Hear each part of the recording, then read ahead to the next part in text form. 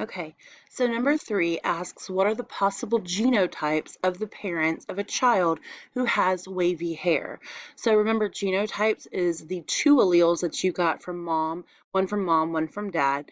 So they're saying that the child has wavy hair. So imagine if I filled this Punnett square up with a child with wavy hair, so that would be a big H, big H, little h, because remember, wavy hair is the blending of genes, so it's going to have one dominant and one recessive. So imagine that Punnett square completely filled up.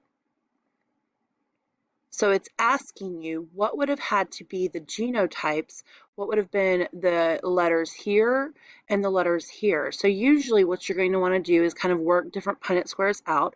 Obviously we're dealing in H's, so you could have two dominant traits, you could have two recessive traits, and then you're going to want to decide, could you also have a heterozygous trait?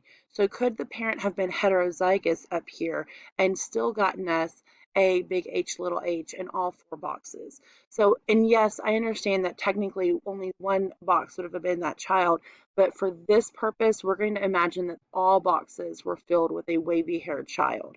So you're going to want to work out that Punnett square to decide which would have been the two genotypes to get you a capital H, little h in every one of those boxes.